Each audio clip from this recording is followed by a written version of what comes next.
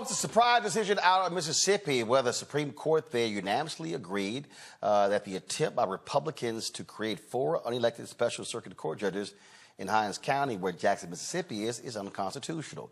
The justices sided with the plaintiffs that HB 1020 Section 1 said that Section 1's creation of 4 newly appointed temporary special circuit judges in the 7th Circuit Court District for a specified almost 4-year term violates our Constitution's requirement that circuit judges be elected for a 4-year term. Blake Feldman is the Impact Policy Council from the Mississippi Center for Justice. Blake, glad to have you here. So here's the thing that people have to understand what's really going on. We're seeing this in other states as well. Republicans in Mississippi are using their supermajority to impose their will on Jackson, Mississippi. They hate the fact that it's Democrat. They hate the fact that it's 70% black. But what's hilarious is, without Jackson, a broke Mississippi is broker. Yeah, absolutely. There's been complete Jackson was targeted in a way that we have not seen yet this past legislative session. This is a big win. The coalition that organized quickly when this bill and others were introduced this session were vindicated yesterday, and this is great, but no one is naive enough to believe that the legislature is done targeting Jackson, that it all of a sudden now will believe that black people should be entrusted with the same rights to vote, the same rights to self-determination. Jackson will continue to be targeted, but it's been really deprived and starved of resources for a few decades now by a majority white legislature and all white statewide elected officials, which is really unfortunate. It cripples the state. It hurts everyone. It hurts white and black Mississippians. But this mentality of black people should not be able to govern themselves in the same way that every other municipality in the state is allowed, in the same way that residents of every other county in the state are allowed. Hinds County and Jackson were treated in a very gross, unfair, and discriminatory way this past session. And we're not just talking about this bill. There's so many others. These are the same people who literally refused to. I mean, the governor, when he said he was treasurer, he was proud of not funding Jackson, Mississippi. And then they told Chokwe Lumumba, the mayor, okay, you actually think, because he told me the story, he's like, you actually think you're going to go to D.C. and get Biden to give you some money for the water system? Lumumba came here, got $600 million. And then when he got back, they were like, yeah, we're going to run the water system now. Exactly. We will not give you resources, then we will blame failures on you. If you are able to secure those resources, we cannot trust you to use those correctly, so we will use them, even though the state has no track record of doing things correctly. It's a very entrenched and sustained mentality of white supremacy that is just devastating to people in the community, which is why this bill of lies that the legislature tried to sell this past session with, this is to help the people of Jackson. The people of Jackson want solutions to problems that they're facing, but they do not want the state to dictate to them these non-solutions that were provided with these bills. This won't address anything. All that it does is take a little bit more power from black people and give it to the state and the statewide elected officials who happen to all be white. And what we're seeing here is that this is nothing new because it's happening in other states. I mean, in Texas, my home state, the Republicans passed a bill that says the Secretary of State, if certain things happen, has the power to overturn the election only in Harris County. 254 counties in Texas, but they passed a bill against one county in Texas.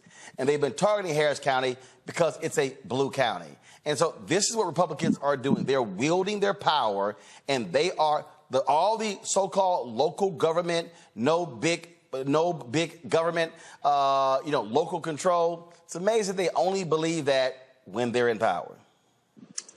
Exactly. And I think that another thing that's very important, I'm glad you brought up Texas. Mississippi and Texas share the same Court of Appeals in the federal judiciary system. I think that these state legislatures that are very conservative believe the federal courts aren't going to stop us. The state courts aren't going to stop us. We can do whatever we want. And we're seeing this was a radical piece of legislation, House Bill 1020. Senate Bill 2343, expanding Capitol Police in those ways. These were very radical pieces of legislation. I think that it really speaks to the people of Jackson that organized and said we have to fight this with every arrow that we have in our quiver. One of those arrows is litigation. And the people of Jackson said we're not just going to roll over when we're targeted, especially when fundamental principles of our democracy are attacked. That is a paraphrase of what one of the plaintiffs said in our case, in her case. And people didn't think that we would get a decision like this, that the Mississippi Supreme Court would side with them, that when the Mississippi Constitution says that circuit judges are elected, shall be elected by the people in this state, it means what it says. But that's what they did. In an 8-0 unanimous decision, the Mississippi Supreme Court said, yes, the Constitution means what it says. These 4 appointments that are being forced onto the people of Hinds County, which would deprive them of the right to vote and choose their elected leaders of their courts, is unconstitutional. And it was struck down, and it really speaks to, because we're not done, and the community knows that we're not done. We will use every avenue available, and the people of Jackson will use every avenue available to demand equity and equal treatment from this state legislature. Roland, we appreciate it, man. Thanks a lot. Thank you. Matt, I want to go to you first. Look, I keep trying to explain to people, again, to all the people out there who sit on their asses and don't vote, this is what happens when you let people have total control, when you don't exercise your power. There are thousands of black people in Mississippi who are eligible to vote who do not vote. That's absolutely right. And it's also what happens when you don't hold politicians to account for what they say, even if they act hypocritically. I think you made a really astute point earlier. I mean, they crow, Republicans primarily, crow about local government and federalism and all of that stuff. And then you pass a bill where you basically want to divest the people of Jackson of that. That's an indefensible position. And that's something against what you said for all these years.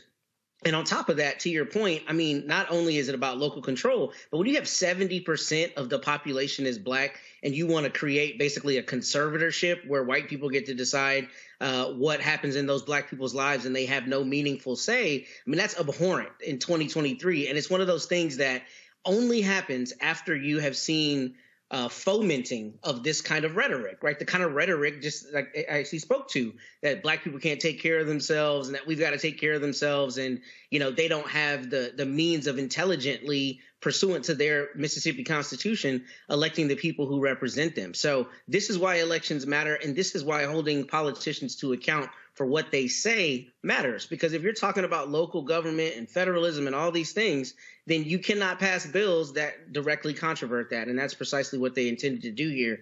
But I am still concerned, Roland. I didn't hear if they're going to still create the district, how is that district or that circuit actually populated? I know that these judges have to be elected, but are those circuits going to be? They struck it down. But they did approve one of them. So again, it's sort of a weird ruling there. But basically, they got to go back to the drawing board for these 4 circuit judges because they're supposed to be like 3. It was supposed to be 4 terms, and so that's what's up with that one. Michael, I want to go to you on this because this is the thing. Again, we're seeing this in Tennessee. We're seeing it in Texas. In Tennessee, they literally split Nashville into 4 different congressional districts. They try to take away the airport authority from Nashville. Republicans in Georgia have been trying to do the exact same thing. Our people need to understand, again, if we do not vote, what is happening? These Republicans are trying to, we may say, oh, hey, we got Democratic mayor. These Republicans are saying, no, we're going to control your city from the state capitol. Absolutely, and especially in the former Confederate states like Mississippi is, like Texas is, like Tennessee is. And, your guest mentioned the state constitution of Mississippi. That's the Mississippi State Constitution of 1890. And you don't have to read the whole thing, but if you understand it, they impose poll taxes, literacy tests, but also a felony disenfranchisement law. So that if you committed a felony or certain types of felony, you lost your right to vote for life. And all this was targeting African Americans. The presiding judge over the state convention, his name was Solomon Saladin Calhoun. He said, we came here to exclude the Negro. OK, and then when we look at Hinds County is 70%, more than 70% African American.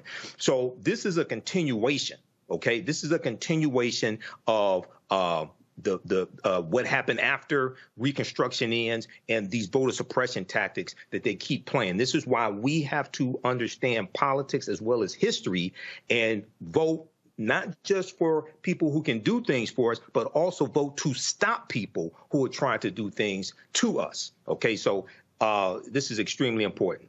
Kelly. No, I agree with my panelists here. My main concern with this ruling, even though it was overturned, is that the court still emphasized that there's no constitutional impediment to what they did, meaning that they can do it again given they have exigent circumstances. And knowing how Mississippi's, they can absolutely more or less force an exigent circumstance upon Jackson, upon this county, to do what they just did. And that's still a problem. Just because it was overturned because of, some type of loophole doesn't mean it can't happen again by another loophole. So we still need to be aware. We still need to be proactive in this. And for Mississippians, vote. Make sure that you're holding your people accountable so that stuff like this doesn't happen again. All right. Visit our website, theafricanhistorynetwork.com. Register for the online classes that I teach. We teach them on Saturdays and Sundays. Ancient Kemet, the Moors, and the Ma'afa, understanding the transatlantic slave trade, what they didn't teach you in school. And it is a 12-week online history class that I teach. We deal with thousands of years of history and what leads up to the transatlantic slave trade taking place. You can register for that now at a discount. That's on sale $60, regularly $130. Even after the course is over with, you can still go back and watch it as much as you want to. It doesn't expire. Then Sundays, usually 2 p.m. Eastern Standard Time, Black resistance movements from the Haitian Revolution, U.S. Civil War, Civil Rights Movement, and Black Power Movement, 1800 to 1968. Okay, you can support us through PayPal, Cash App, $, the AHN Show through Cash App, through PayPal, paypal.me/the AHN Show. Okay, and this is all at our website, theafricanhistorynetwork.com. If you want me to speak for your group or organization, you can contact me right through the website. Click right here at the top of the page, contact the African History Network. You can email me right there, or email me at ahnshow@theafricanhistorynetwork.com. Remember, right now is correct wrong behaviors, not over till we win. Wakanda forever. We'll talk to you next time. Peace.